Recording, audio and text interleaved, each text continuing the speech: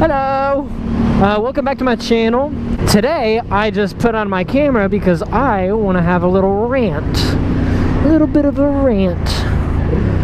So today's gonna be a yapping video. The subject of today's rant is actually gonna be that. Right there. E-Pass. And for those who don't know, E-Pass is Florida's toll system. And the way E-Pass works is you buy a physical thing, like a little E-Pass, and it gives you a discount on the tolls. For example, pay by plate is $2, while the E-Pass is $1. Pretty simple. If you buy an E-Pass, you get cheaper tolls. It's great. It's a very nice system for Floridians. What's not so great is the compatibility with motorcycles. E-Pass has a wide selection of like little devices you can get. There's big chunky ones with like pads you stick to your windshield. There's tiny sticker ones you can stick to your windshield. There's a whole bunch. They all probably do different things. I'm not very knowledgeable about it. Anyway, with motorcycles, most of the time you can either buy a little thing that goes on your handlebars and you stick it to this little plate on your handlebar, or, and I'm pretty sure a majority of bikers do this, is they take the little sticker one and they stick it on the inside bottom part of their windshield. Now if you notice something about my bike, I don't have a windshield, and this is a common problem for most naked bikes and some cruisers. No windshield. Very windy, very, very windy. Now where does that come into play with E-Pass? So how E-Pass works, that little device they give you sends out a small signal that the toll booth picks up. It senses your E-Pass, and your E-Pass is connected to your account, which has funds in it. It detects your E-Pass, and it charges you the amount of the toll. Pretty simple. Now, that little E-Pass actually does not give out a very strong signal. By itself, it's very hard for the booth to detect the E-Pass. And you may be wondering, well, how does mine work every time then? It's because it's on your windshield. So that little signal that the little E-Pass device gives out is extended by your windshield. It's like a big satellite, so it sticks to the glass of your windshield, spreads the signal out, so it's a wider area that the toll booth can detect it as, right? And that's how that works.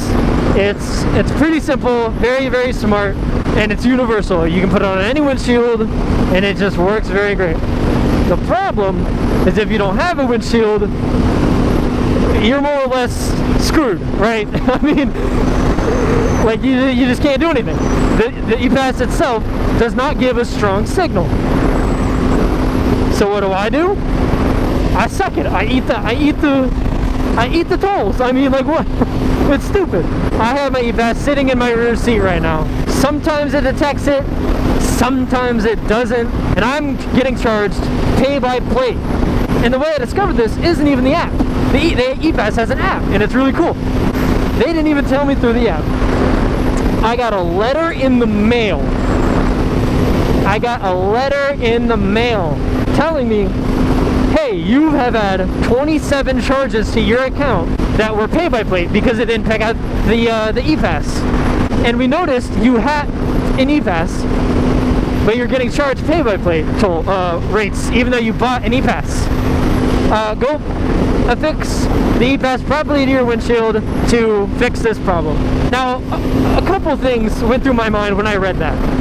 One, why didn't they just give me a notification on the app? Two, if my plate is connected to the account and they know I own an E-Pass that I paid for, why can't they just charge me the E-Pass rates instead of pay-by-plates? I have an E-Pass, I have it, I own it, it's on my bike. And three, they want me to properly put my E-Pass on my windshield. Well, I don't have a windshield. So I called them up and I told them, hey, I own a motorcycle, and they know that because it's listed as a motorcycle and it has a picture of it. I own a motorcycle, I don't have a windscreen, I don't have a windshield to put my E-Pass on. What can I do to fix this? And then, you know what they said? Get a windshield. Yeah, fair enough, I can do that. I can get a windshield for my bike. But I asked them, I was like, well, my plate number is connected to my account, which knows I have an E-Pass and I paid for an E-Pass, and there's funds going through my E-Pass account, why can't they just charge me the E-Pass rates instead of the play-by-plates?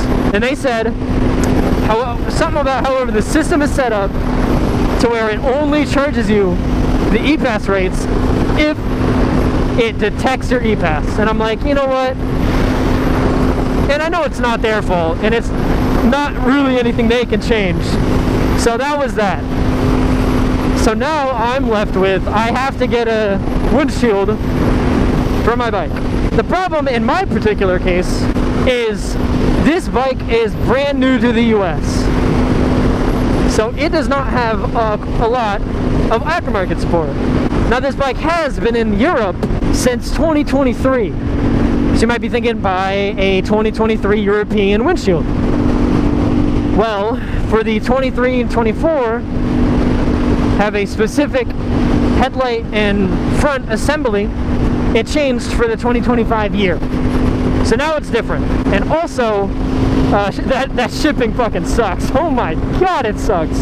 International shipping is so expensive, man. And so I'm kind of at the mercy of the people making the windscreens. Now Amazon does have a lot of windscreens for the 2025 bike, but the picture shows the 2023 models. And I don't trust that. I'm not going to pay for something because I don't know what it'll look like. I want something that'll look good and that'll fit. And I know they changed it for the 2025 year.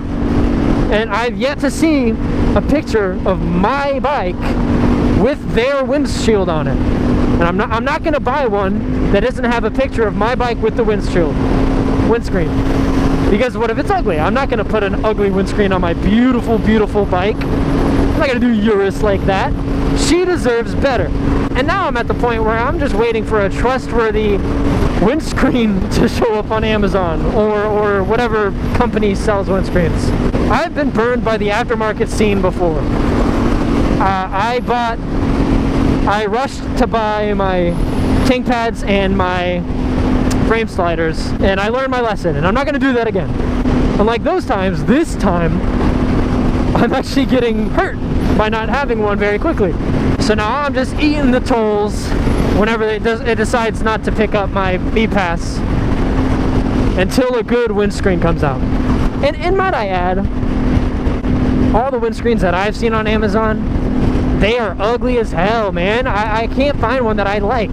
So yeah, that's it. That's all I had to say. The E-Pass system it could be improved for motorcycle compatibility, you know. Thanks for watching.